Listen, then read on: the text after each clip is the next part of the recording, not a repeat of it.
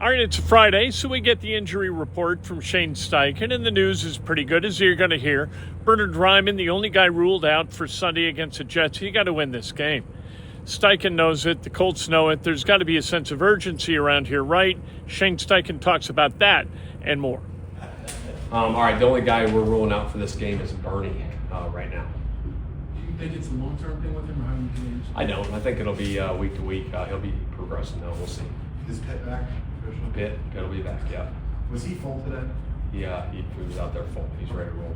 Shane, obviously 80 did pretty well for you last week.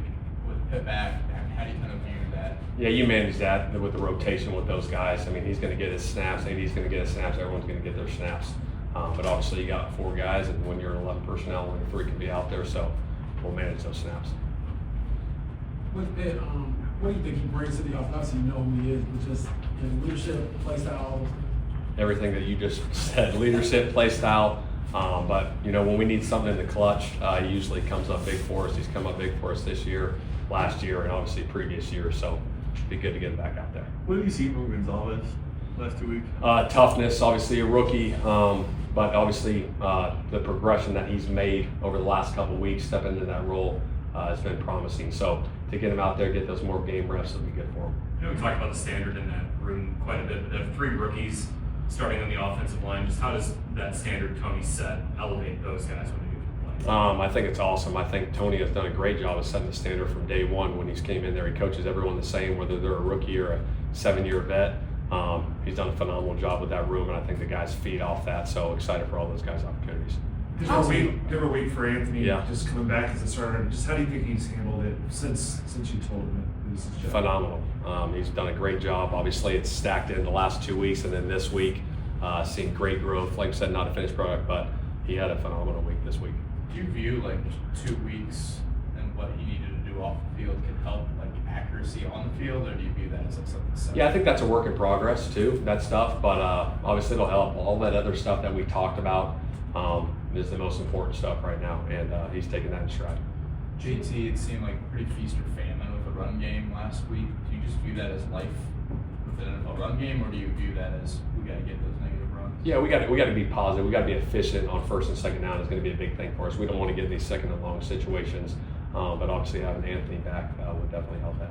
You get a bit on Tyquan and Jim Collins? I don't. They're progressing really well, though. I'll say that. We'll see. I don't have a timetable on the return, but they're both doing really well.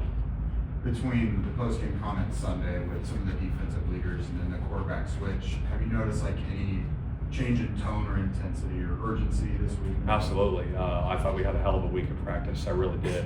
The guys have been great all week. Today was phenomenal. It was a fast Friday, focused Friday. So we're excited for the opportunity to go to New York. Kenny said the captains kind of came together and hey, we got to rally around AR, and he said it was a pretty heartfelt conversation that they had. For you as a coach, what's the line? He was saying you have to give some grace to the guy in that position, but you as a coach, what's it like to give some grace, but also hold him accountable? Yeah, I think accountability is the number one thing in any business, and especially in this. You got 53 guys that are all pulling for one goal to be the best they can, and everyone's holding each other to a high standard. Obviously, we know Anthony's a young player, but bringing him along, that's our job. Everyone bring him along so he can be the best version of himself.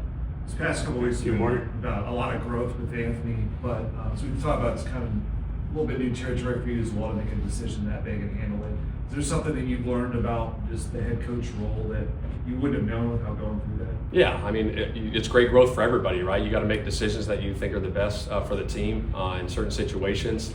And every decision I make, it falls on me. I'm responsible for every decision. But again, going back to it and now where we're at, feel good about our team going forward. Shane, 3 weeks until the bye, you have to kind of have even a mini bye at all this season. How does that challenge the coaching staff to keep this, keep things on track where you don't necessarily have that little bit of a break to evaluate? Yeah, there's no question. When you go 13 weeks straight without a bye, obviously you update a little things, schedules here and there. Like we updated some things this week with those guys. Obviously going into week 11, we've done whatever it was, 10 straight weeks of pads and plus training camp.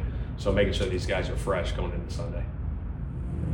There's Shane Steichen talking about a game that's a must-win. You got to have this game. There are must-wins and there are must-wins. And we've said must-win a few times previously this season, and they have been must-wins. And the Colts have won some of them. The Colts have lost some of them. Now that puts you in position to have another must-win game, and that's against the Jets. You've got to be able to beat a team that's lost 6 of 7 because Detroit looms on the horizon. So if you're 4-6, you go to New York, you go to MetLife, and you lose to the Jets, all of a sudden you're 4-7 with one of the best 2 teams in the NFL coming to town. That's not a situation you want to be in. This is a game you got to win if you're the Indianapolis Colts and you want to be taken seriously in the least as a potential playoff participant.